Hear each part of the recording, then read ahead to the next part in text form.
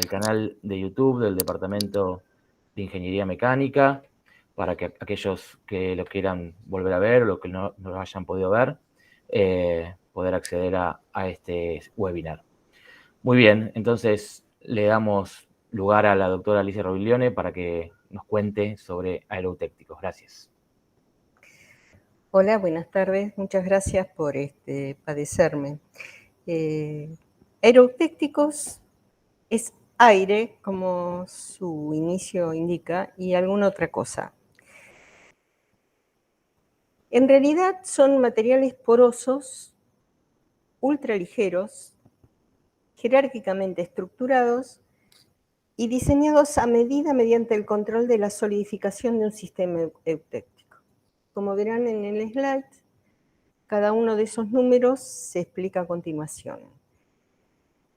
El principio del método para obtener un material como estos es reemplazar una fase o más sólidas de un eutéctico polifásico por aire. Es decir, crear poros llenos de aire donde antes existía un sólido. Esto hace que lo que era una interfaz sólido-sólido se convierta en una superficie libre. Y si no tengo que explicar lo que son los eutécticos, ustedes sabrán que las superficies son muy grandes en estos materiales. Las interfaces entre los sólidos coprecipitados suelen ser muy grandes. Por lo tanto, la superficie libre que generamos al remover las fases que acompañan a una que hemos seleccionado porque la queremos como arquitectura, como network, esa superficie libre va a ser muy grande.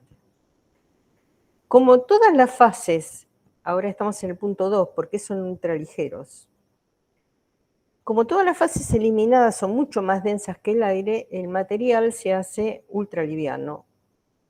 Y en particular, yo he seleccionado 2 ejemplos de eutécticos y les voy a mostrar una piecita que es la que se usa como cátodo en una pila de litio-oxígeno, y van a ver que ahí un circulito pesa entre 10 miligramos, 5 miligramos, 15 miligramos. Es decir, el cátodo de esa pila es un material muy poroso y ultraliviano. Bien, lo siguiente para explicar es qué significa que sean jerárquicamente estructurados. En realidad la jerarquía proviene del proceso de solidificación. En una presentación accesoria, que si tengo tiempo y ustedes lo requieren, la puedo mostrar, durante la solidificación, el frente sólido-líquido es el arquitecto de la microestructura. Y esa microestructura optimiza naturalmente los flujos difusivos de materia y de calor para que progrese la solidificación. Esto da estructuras muy interesantes que pueden ser dendritas primarias, frentes laminares, regulares o irregulares, o varillas o rods, depende de que el eutéctico sea laminar o rod-like. Y esas estructuras, cuando uno elimina la fase que creció con esa estructura, queda una impronta. Y eso da una jerarquía, así como da una jerarquía en el momento de la solidificación, lo da en el momento del uso del material ya como material poroso.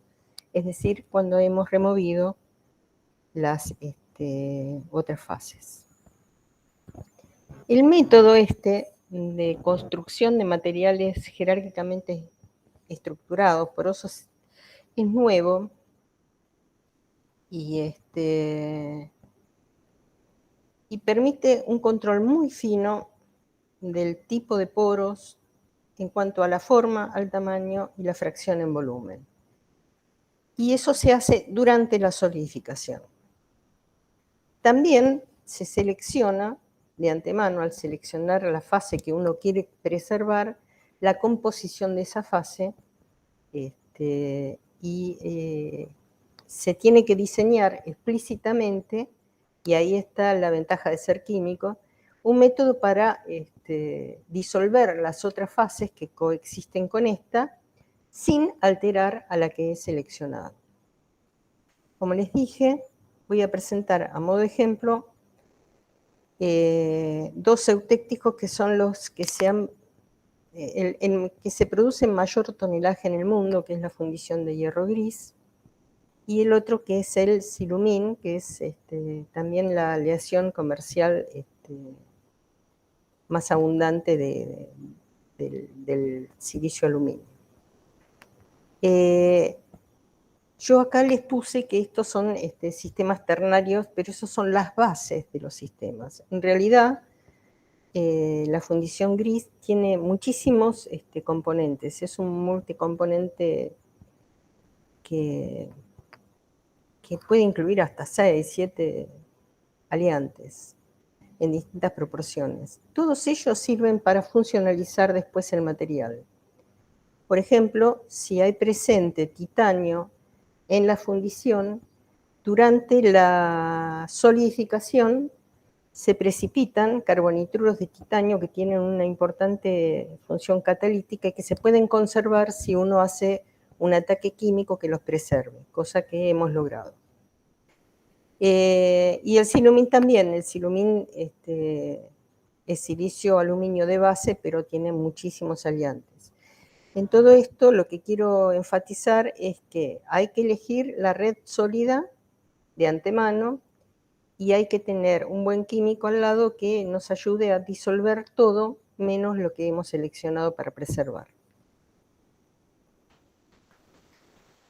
En este momento voy a hacerles entrega de la obtención del grafito eutéctico en la fundición gris. Esto lo tendría que haber patentado, pero no lo hice. Y siempre lo llevo a los congresos y nadie llega a preguntarme porque está en el anexo y yo me alivio porque digo, no vaya a ser que se aviven y lo hagan ellos. Porque en realidad es re sencillo, re barato y esa es la gran ventaja de este método. Bueno, yo tengo una fundición de hierro gris, después vamos a ver algunas microestructuras y tengo que disolver el hierro, fundamentalmente el hierro. Entonces, corto la probeta con la forma que yo le quiera dar de antemano en fase metálica. Luego le doy las dimensiones que quiero. Si tengo que adelgazarla, la adelgazo. Bien, o sea, opero en fase metálica antes de la extracción. Luego, el material extraído va a preservar esa geometría que le di al principio. El hierro, se selecciona un reactivo que es un ácido poliprótico y que tiene la capacidad de complejar al ion hierro. Por lo tanto, no va a haber depósitos. Cuando lo disuelva, ahí están viendo ustedes la primera reacción en la disolución del hierro por el ácido fosfórico, la primer constante ácida. Y luego, si en la solución hubiera oxígeno disuelto, el hierro 2 se oxida a hierro 3, y ese ion hierro 3, en el paso 2, se compleja con el mismo ion fosfato. Todo esto ocurre en simultáneo y lo único que hace uno es meter la probeta cortada en ácido fosfórico y la deja ahí, hasta que pase el tiempo y este proceso de solubilización de la fase metálica se completa. Para hacer el seguimiento de la completitud se utiliza el magnetismo del hierro. Cuando la piecita ya no responde al imán, es que se ha eliminado el hierro de su interior. Es decir, uno va con un imán y ve si se mueve o no se mueve. Hasta que no se mueva, se la deja que siga reaccionando. En el momento que se está disolviendo el hierro, tenemos el silicio del ternario, que está ahí en solución sólida, y se encuentra este silicio metálico o disuelto con hidrógeno naciente. La hipótesis es que estos silanos, este silicio, forma compuestos con el hidrógeno del tipo silano, que pueden tener un peso molecular variable, digamos. Ahora, como la solución fosfórica se va agotando, va cambiando el pH, y a medida que cambia el pH, esos silanos se hidrolizan y forman una fase amorfa translúcida. ¿Por qué les cuento todo esto? Porque estamos disolviendo una fase metálica y estamos reemplazándola por una fase amorfa que sostiene la estructura y que impide que colapse. En el slide que viene les voy a mostrar este estadio de la disolución, que fue muy útil allá por el año 1993, publiqué el primer trabajo con esto, y en esa época me servía para observar a la fundición, al grafito de la fundición, sin tener interferencias de la fase metálica. Es muy difícil hacer microscopía electrónica cuando uno tiene una fase magnética, y entonces con este método yo lograba muestras que eran transparentes. Les muestro, entonces, observen, lo que están viendo es una fundición laminar extraída e inmersa todavía en una fase translúcida. Fíjense el grado de detalle que se observa. Arriba es un laminar y abajo es un vermicular. Esto está todo integrado por la fase translúcida. El EDAX revela que efectivamente esa fase translúcida es fundamentalmente silicio, algo de fósforo hay. Perdón. Y bueno, entonces es muy fácil para un químico pensar cómo saco el silicio de ahí, y bien, la forma es siempre recurrir al fluorhídrico. Entonces, hecha la disolución en fosfórico, se extrae la muestra una vez que está desmagnetizada, y luego de lavarla se procede a hacer un ataque con ácido fluorhídrico y se libera totalmente la red de grafito, de las cuales estoy mostrando algunas de las variedades. Estos son todos los tipos de fundición laminar que la STM reconoce. Pero en realidad, como toda tipificación, hay una variedad continua entre unas y otras. Así que yo puedo, fíjense, elegir qué tipo de morfología de grafito quiero conservar. Si quiero un laminar, si quiero una roseta en el tipo B, la variedad B, si quiero grafito tipo D o grafito tipo E.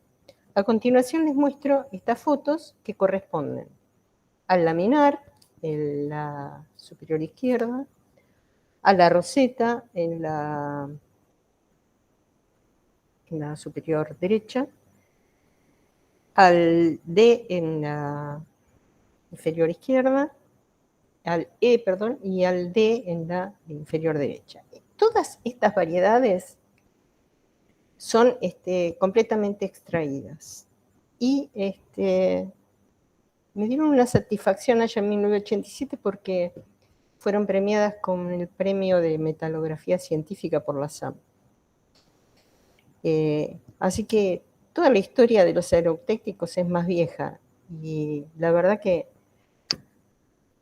este nombre raro les va a causar gracia. ¿Saben lo que es la serendipia? Bueno, no lo saben o no los escucho. Pero es un Yo no sé. ¿Eh? Yo no sé, no. Yo ¿No tampoco. sabes? ¿Nadie sabe? Bueno. Algunos de ustedes no son tan viejos como yo, pero en el 69 había una película que la rompió, que fue 2001 Odisea del Espacio, que el director era Kubrick. Tenía una primera escena hermosísima donde hay un monolito, como los que están mostrados ahí al costado, y se acercan unos monos, que serían nuestros antecesores, al monolito, y pasa algo en uno de los monos, que se da cuenta que puede usar como herramienta un hueso que estaba por ahí. Entonces empieza a golpear con ese hueso, el hueso se fractura, sale dirigido al espacio y mientras da vuelta se convierte en una nave espacial. Es decir, el proceso de descubrimiento casual se llama serendipia y tiene toda una historia ese nombre. Bien, les cuento esto porque ustedes ven dos monolitos ahí.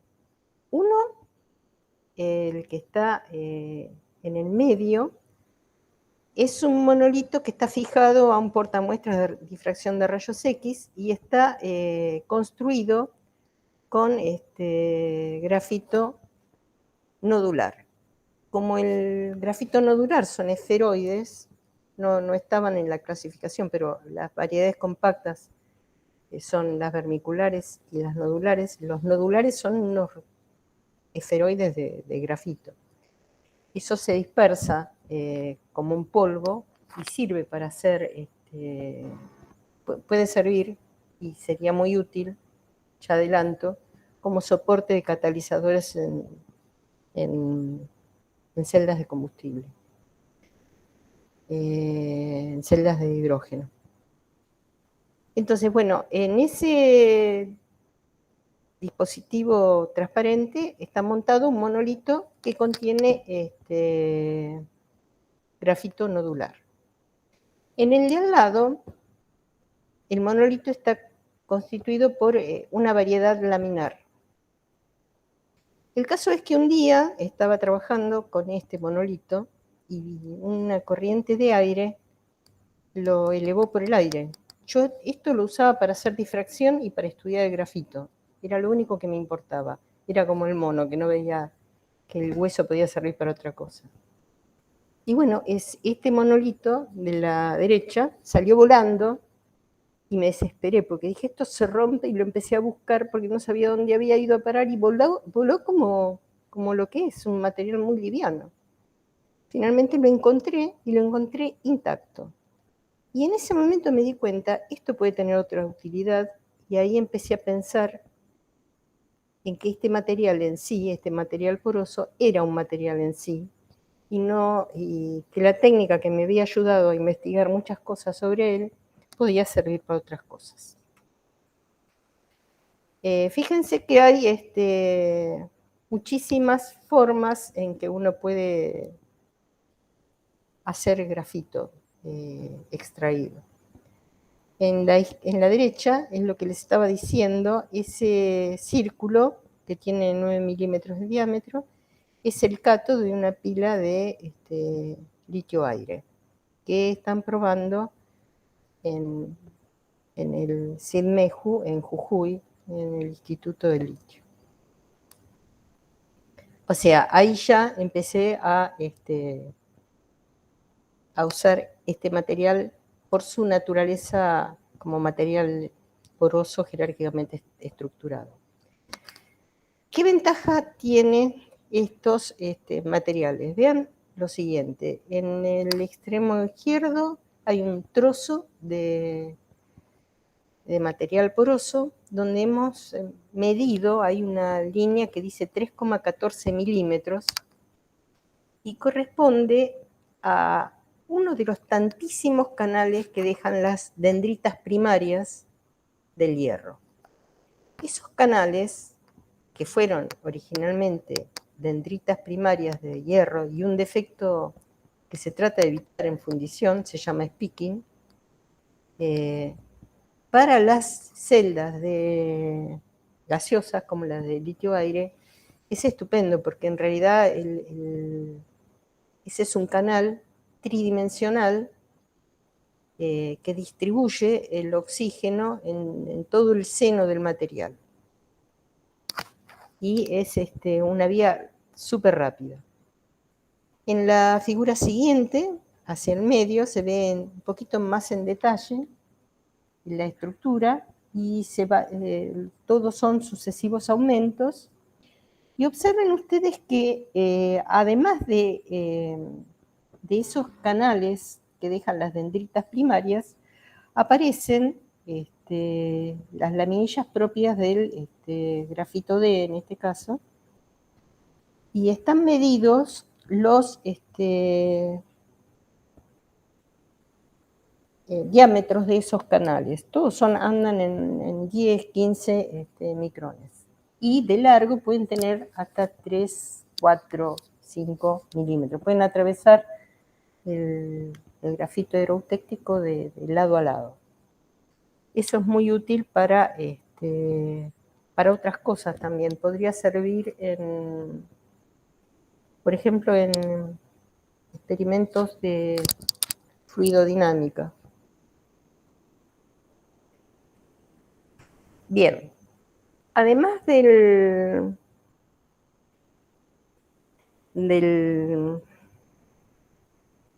hierro-carbono que acabo de presentarles, hierro-carbono-silicio, estuvimos estudiando el silumín. Ustedes lo que ven acá es una foto de un silumín modificado, pero no muy modificado, apenas modificado. Acá, como antes, yo he seleccionado, porque yo quería conservar la fase silicio, entonces tuve que hacer un estudio químico de cómo disolver la fase silicio sin que se desintegrara el network de la fase de aluminio, perdón, sin que se me desarmara la red de silicio. Bueno, en este caso no les voy a dar el método, pero es un método electroquímico que ha funcionado y que nos permite extraer este tipo de material poroso que es distinto del aerografito. Esto sería aerosilicio. Los dos son aeroeutécticos. Como verán, hay tantos aeroeutécticos como fases ustedes seleccionen y logren extraer del sistema polifásico que integra el eutéctico. La siguiente foto, eso que ustedes ven ahí, esos preciosos cristales, son cristales de silicio, pero están combinados con una matriz de aeroeutéctico grafito. Esto está pensado como un ánodo potencial para las baterías de litio-ion. Ustedes saben que el grafito se admite en intercalación litio hasta un máximo de un litio rodeado de 6 carbonos. Ponele, 6 sería el factor de litiación. El silicio, en cambio, admite casi 10 veces más litio en su volumen. Cuando hace eso, se dilata muchísimo. Por lo tanto, un ánodo de silicio puro se destruye por el ciclado, porque se hincha y al descargarse se deshincha y se rompe. Entonces, se piensa que un material como este, que aloja los cristales que se engrosan mucho, que aumentan mucho su volumen, dentro de una matriz porosa que los alberga y que contiene esos cristales, podría resolver el problema de aumentar la capacidad de los ánodos en pilas de litio-ion.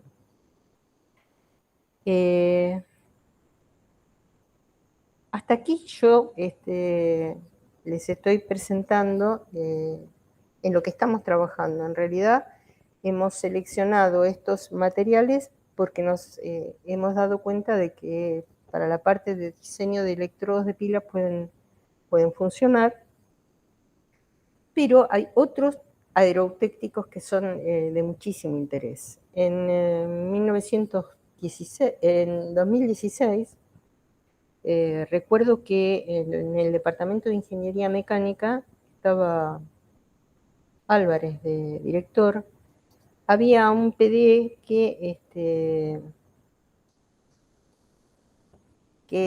estaba destinado a aprovisionar de agua las comunidades wichis que pobres no tenían agua potable, tenían que caminar kilómetros para traer agua desde las fuentes naturales que tenían. Entonces, lo que hicieron fue hacer un sistema de colección de fluidos, de agua, de lluvia y de almacenaje, y ese fue el trabajo del PDE que hicieron. El caso es que eso implica un riesgo porque todas esas aguas se contaminan y si no hay un método para sanitizarlas, se pone en riesgo la salud de la comunidad.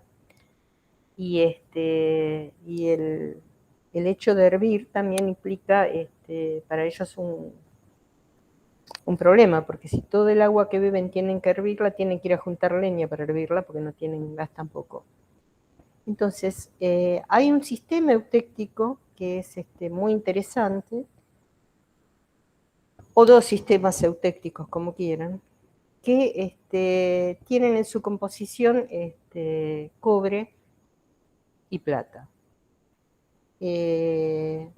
Uno puede hacer electrodos de una enorme superficie, de una enorme eficiencia, con el eutéctico de ese sistema. Se iba a hacer un PDE con para continuar el otro trabajo de la recolección, el sistema de sanitización mediante este tipo de electrodos y todos los dispositivos necesarios para que la comunidad tuviera control sobre la sanidad del agua que tenía acumulada. Ahí fue que, como en todo PDE, uno tiene que conseguir el respaldo de un demandante y un adoptante. El adoptante era la comunidad wichi y una organización, una ONG que estaba involucrada. Y el gobierno de Formosa había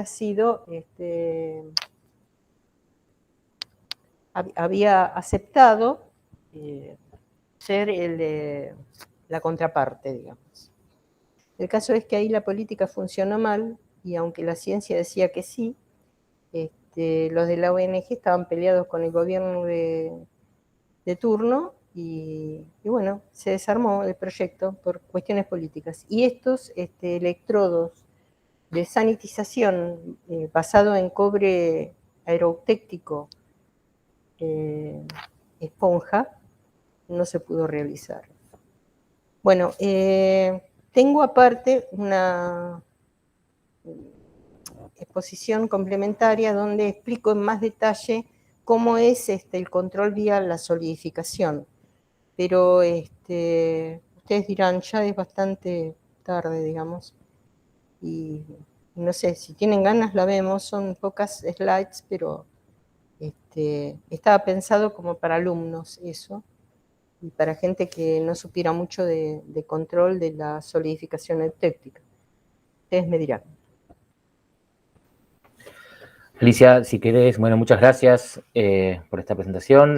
Si querés, tenemos un ratito para mirar lo que la Bueno, presentación complementaria. Sí. bueno, espera un poquito.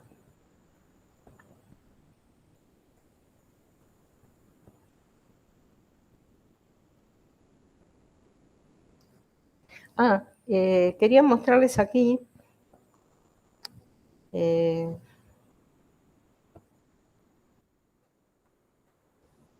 Perdona, Melissa, tenemos algunas preguntas que han dejado en el chat. No sé si que las querés contestar ahora, que lo tenemos Es que más no fresco. las estoy viendo. No, yo te las leo, yo te las leo. Ah, dale.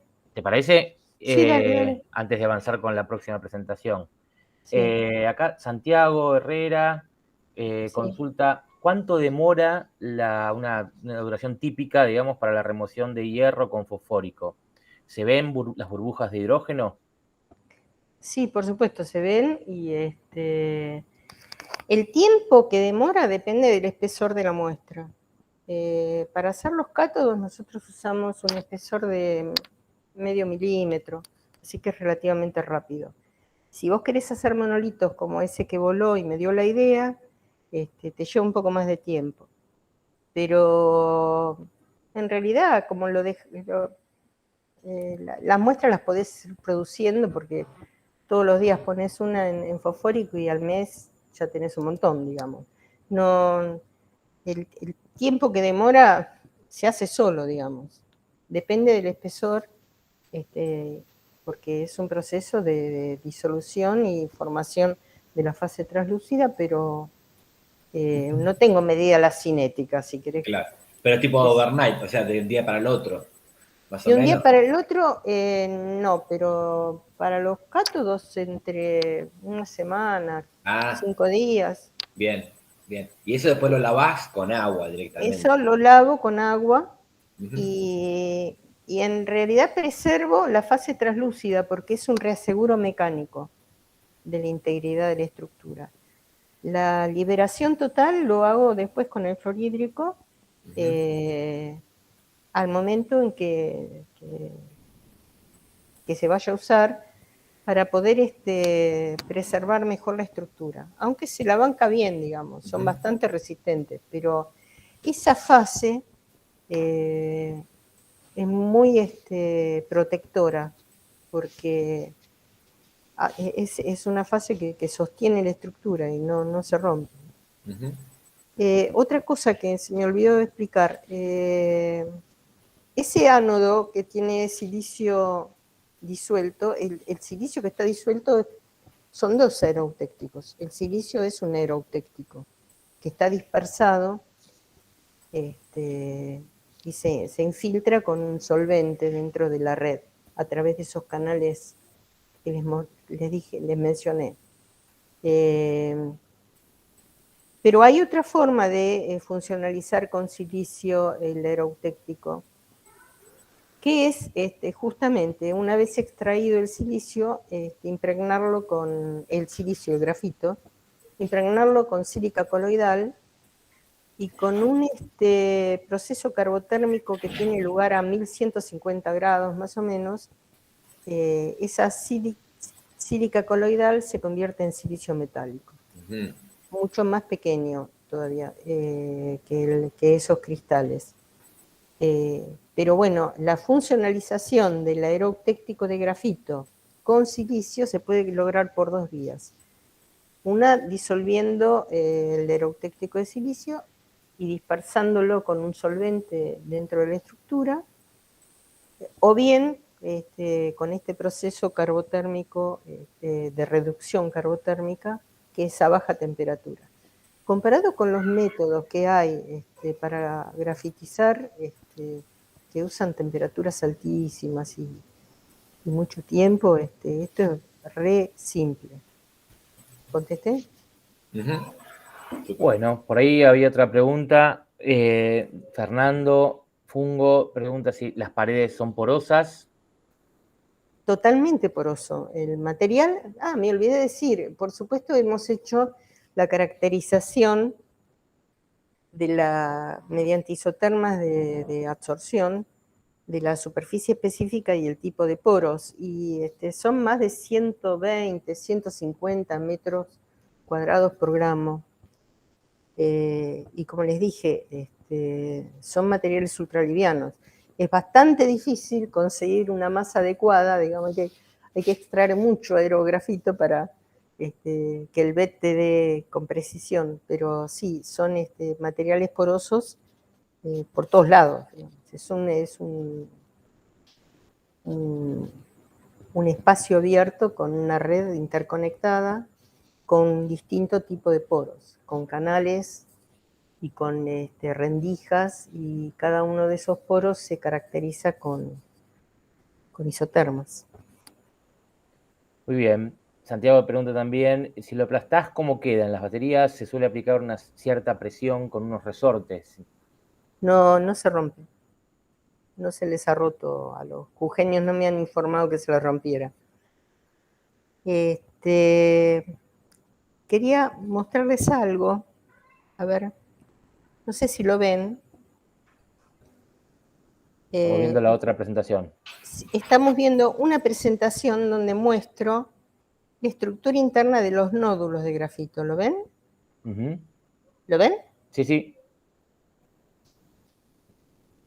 Esto ha quedado expuesto en un ensayo Charpy de una muestra de nodular, y se observa que en realidad es como un repollito. Esa esfera, que parece una esfera compacta, es en realidad un apilamiento de finísimas laminillas. El monolito del medio que yo les comentaba, que eran nódulos de grafito, podría alojar en esos intersticios, precisamente, que tienen una gran superficie específica, las partículas de catalizador de las baterías, de las pilas. Por eso se hace muchas veces, se fabrican con procesos muy complicados que usan templates, esferoides de grafito, y acá tenemos esferoides más que mesoporosos, tirando a nano,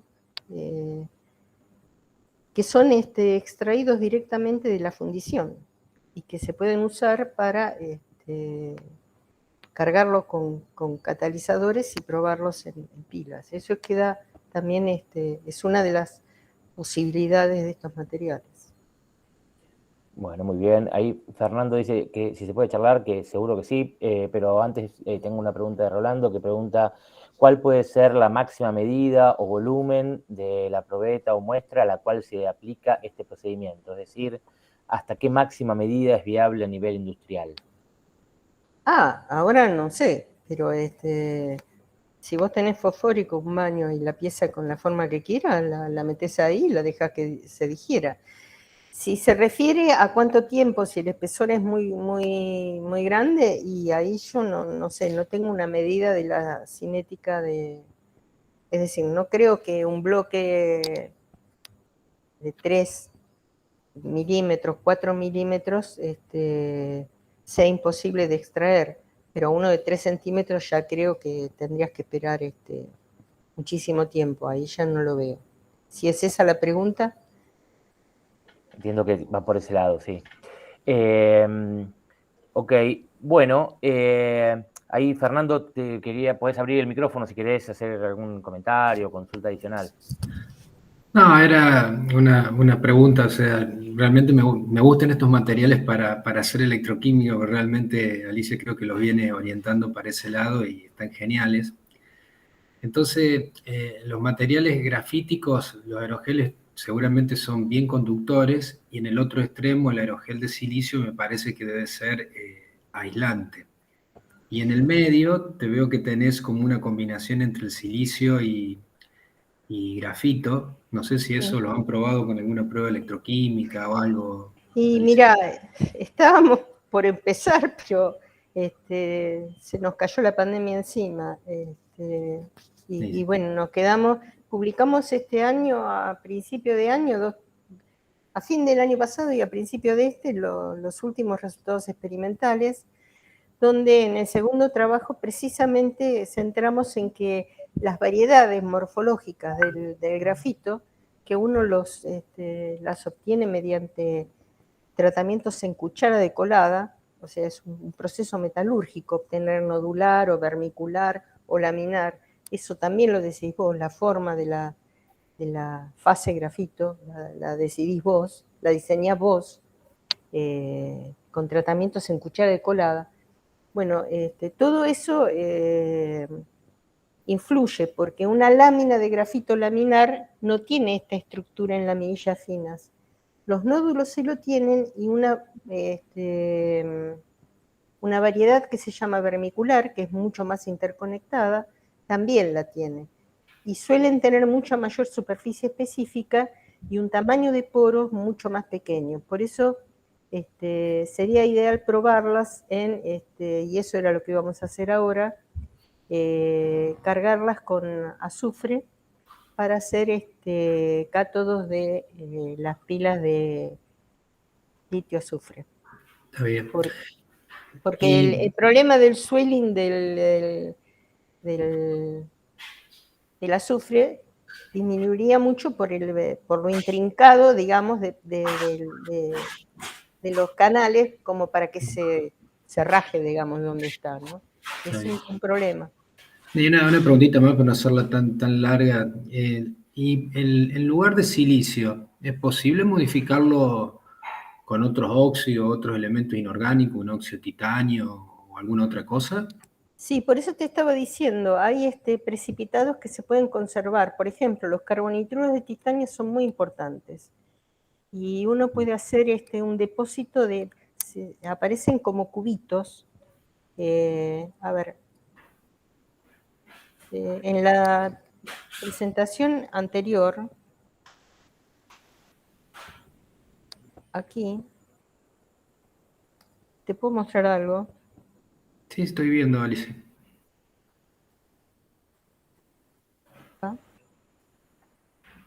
Fíjate vos, en esta foto que está acá, ¿ves el cursor?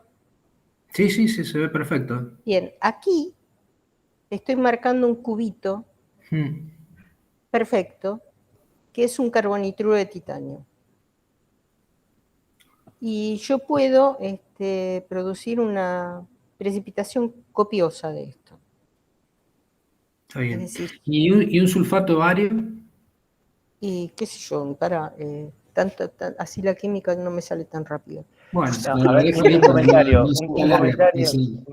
La comentario en dejo relación a ahí y eso. después de último lo podemos charlar. Un comentario Bueno, en relación a eso, para Fernando, hay que tener en cuenta que esto es, vos tenés una aleación metálica, ¿no? Y vos disolvés lo que querés, pero digo, partís de lo que está en la aleación, ¿no? Entonces tendrías, no es que le estás metiendo algo, sino más que meterle, estás sacando lo que tenías originalmente. Entonces, vos podrías tener todo aquello que tuvieses en la aleación metálica y que lo podés a lo sumo conservar y evitar que se disuelva, ¿no? Pero lo que no tenés inicialmente, digamos, en principio, corregime, Alicia, si me equivoco, sí. mediante esta técnica, en realidad lo que vos estás haciendo es, tenés un material de partida y disolvés selectivamente parte, la matriz metálica, por ejemplo, y entonces te quedás con una parte de lo que ya tenías, ¿no?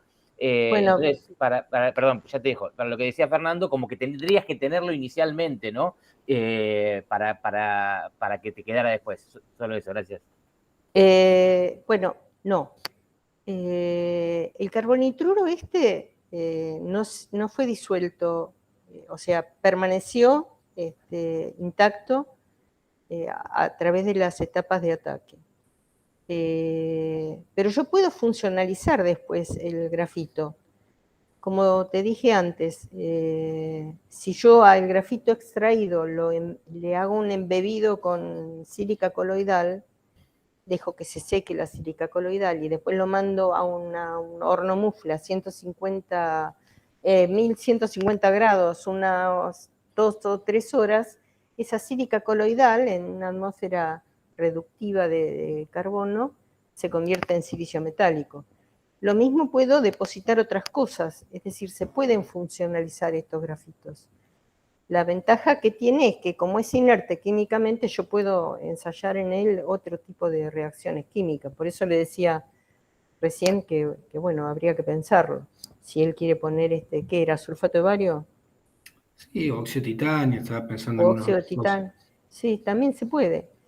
Óxido de Porque titanio, por ahí lo podrías tener desde el principio. Pero, ¿y cómo en relación a eso? Porque también esa sería como una segunda etapa. Vos partís de un claro, material, disolvés y después le agregás alguna cosa. Pero lo que vos le agregás, ¿cómo es la vinculación, digamos, entre esa nueva fase que vos agregás en términos de la integridad mecánica, si vos querés, que no se te no, vaya después? la integridad del aerografito no se vería afectada. El asunto es que efectivamente puedas lograr la reacción en ese medio poroso y que luego lo uses como medio poroso ya funcionalizado con algo más. O sea, Adentro son de la... materiales que se pueden funcionalizar. Me refiero a la adherencia, por llamarlo de alguna forma, de esa nueva fase sobre el sustrato.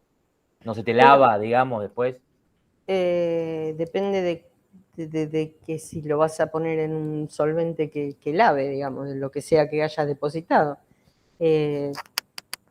No lo sé. Sin un caso concreto no te puedo decir.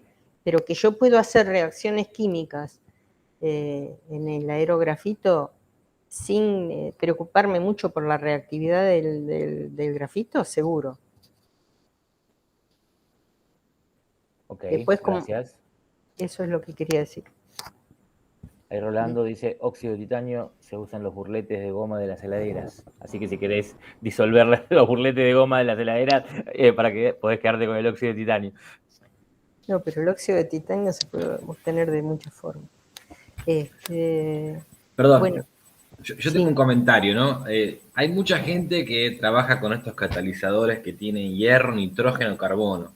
O sea que es sí, grafito en el cual uno tiene cierto centro de hierro coordinado con nitrógeno, ¿sí? No sí, recuerdo si son unidos a 4 nitrógenos, creo que es a 4 nitrógenos, si no me equivoco, tipo ftalocianina sí, tal vez. o este tipo de centros catalizan teóricamente igual que el platino, solo que no tienen platino. Y Bueno, no, lo que hacen es igual no, partir de pero un carbono, le ponen esta leucemia y lo claro, queman, digamos. exacto. Y ahí vos lo que tenés acá, en realidad, también podés partir de hierro y tenés grafito. Sería interesante quizás hacer algo así o post-funcionalización o durante el proceso, no sé, de alguna manera Yo ver lo que algo de eso. sí, yo lo que creo es que si este nódulo tiene esa estructura, yo lo puedo embeber en el catalizador y va a haber una enorme cantidad de catalizador en cada una de estas esferitas. Uh-huh. Y el empaquetado de estas esferitas se puede hacer sencillamente con una tela de grafito, digamos, Claro. es decir, que es casi inmediato, no tengo que hacer templates ni nada por el estilo, digamos. Pero hay muchas cosas para hacer, pero no podemos hacer todo. Y Sí, lo que o quería sea, es que te hago un comentario ahí con lo que están diciendo, o sea, depende, porque, qué sé yo, hoy en día pareciera que si catalizáramos la descarga de hidrógeno sería un gran golazo, pero hay algunas aplicaciones que realmente descargar hidrógeno es un gran problema. claro, Entonces, yo me estoy preguntando qué trazas de esos metales quedan después en el material final, porque esas trazas siempre van a estar catalizando para bien o para mal alguno de estos procesos, pero bueno, qué sé mira, yo.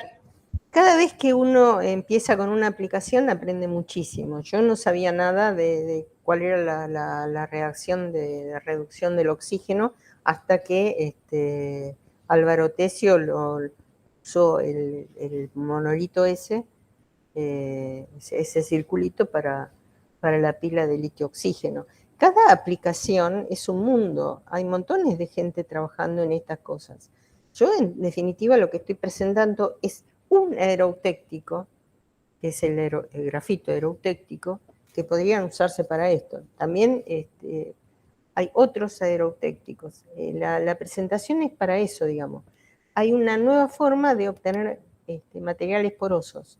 Hay que seleccionar el eutéctico, hay que encontrar la forma de separar la estructura que yo quiero preservar de lo que yo quiera preservar y lo voy a usar para lo que necesite, digamos. Hay una enorme diversidad de funciones. Y a medida que lo vas empleando, vas aprendiendo.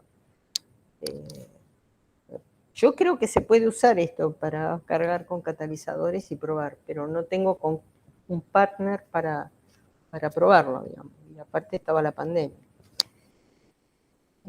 Bueno, en realidad no sé si quieren ver la presentación de...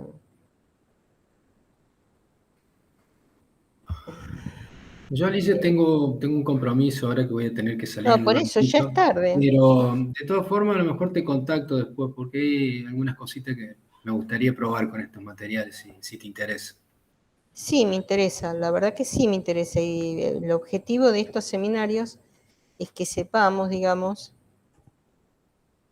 en qué estamos trabajando cada uno. Este es el slide accesorio, yo no sé si lo quieren ver. Acá acá les muestro que esto no solo produce aeroeutecticos, también se pueden producir aeroeutectoides, donde uno tiene se me corrió mucho la pantalla. Bueno, por acá, donde está el cursor, hay un eutectoide, el mismo sistema hierro, carbono, silicio. Este es la isopleta de 2,5% de silicio. Bueno, esta flecha que viene de acá está marcando el eutectoide, es decir, la reacción de estado sólido que es similar a la del eutéctico. La ven acá, ¿ven?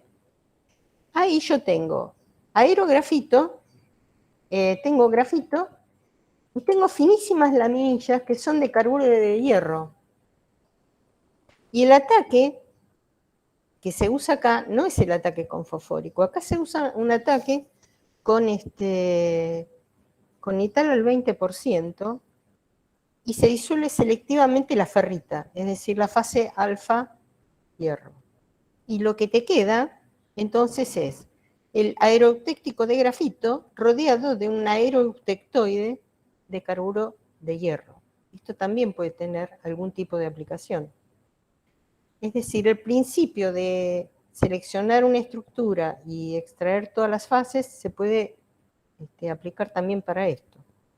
¿Se entendió? Sí, sí. Bueno.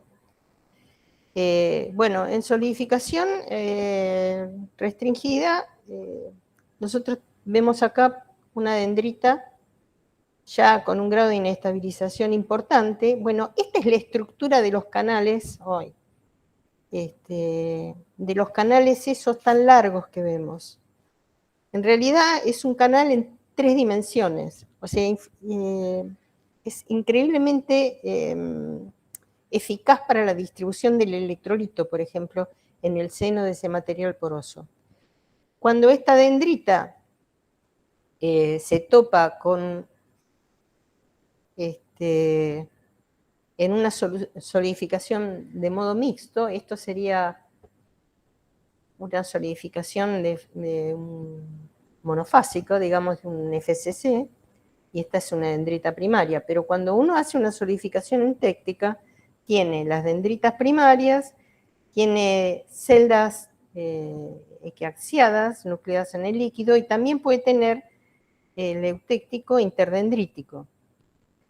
En ese modo mixto de solidificación, la dendrita se topa con estas otras entidades nucleadas. Entonces, cada vez que un canal llega a una zona donde hay otro tipo de poros, que son los poros laminares de los eutécticos. Entonces, ven ahí que yo puedo también manejarme con el grosor de las laminillas, aumentando el subenfriamiento, cada vez se hace más fino el laminar, y manteniendo el acceso del fluido.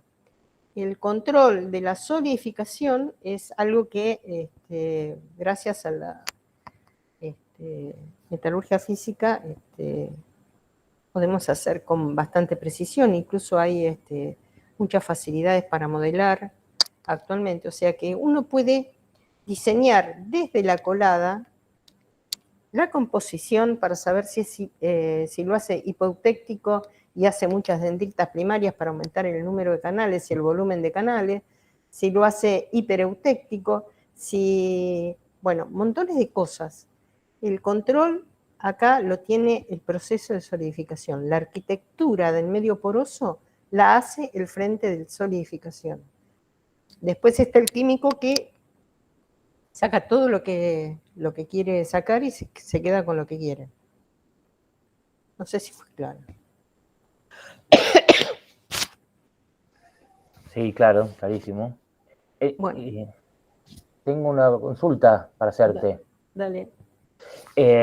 Ustedes entiendo que en esta primera etapa, que no es tan primera, digo que ya vienen trabajando hace tiempo, pero en principio tomaron materiales preexistentes y disolvieron la matriz, o trabajaron también en esto que vos mencionás, del diseño de la estructura, pensando ya en un aerotécnico, o fue más la técnica de obtención a partir de las aleaciones habituales, digamos, ¿no?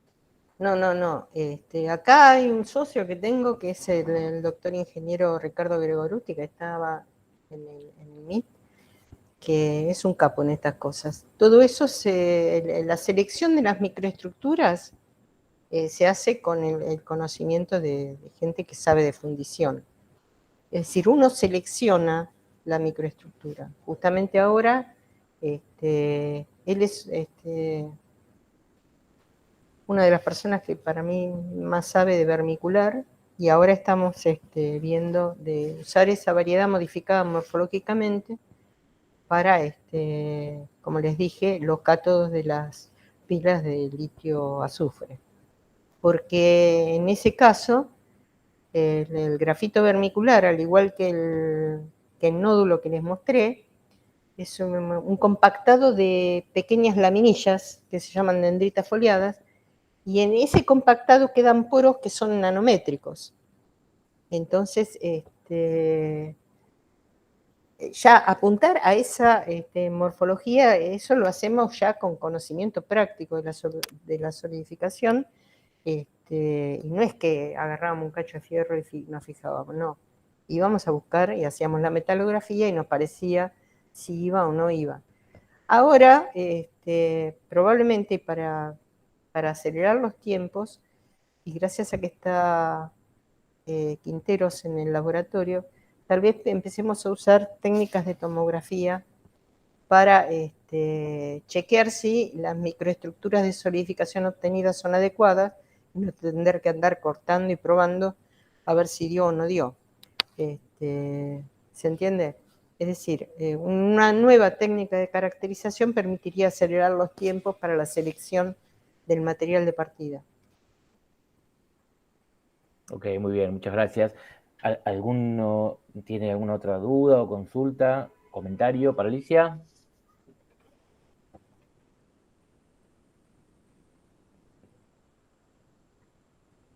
Yo solo decirte que quiero uno de esos disquitos porque estamos haciendo las baterías, estamos armando geles, ya tenemos los geles y estamos a punto de empezar a armar las baterías. Y estamos usando unos disquitos que son creo que es nanotubo de carbono. Y la verdad que estaría muy bueno poder probar estos materiales. No sé, Álvaro, ¿qué Álvaro tipo de se va a batería España, se va a España. Sí, me dijo, sí. Se va a España 2 años. Pero bueno, en paralelo, a ver, él no hace geles, así que en paralelo nosotros podemos ir avanzando con esto también. Sí, claro, porque es ser perfectamente complementario lo tuyo, porque una cosa es el electrodo y otra cosa es el electrolito, y las dos cosas hacen la pila, ¿viste? Por eso, nosotros partimos de un líquido, que es este tetraglima, que al cabo de un par de días se gelifica. Entonces uno podría embeber este material en ese líquido y a los 2-3 días todos los poros, todo el aire que está adentro quedaría totalmente lleno de este gel que oficiaría de electrolito, digamos. Creo que sería muy interesante. Sí, la verdad que sí. El asunto es que la permeabilidad para los gases ahí se disminuye bastante, ¿no? Sí, pero igualmente,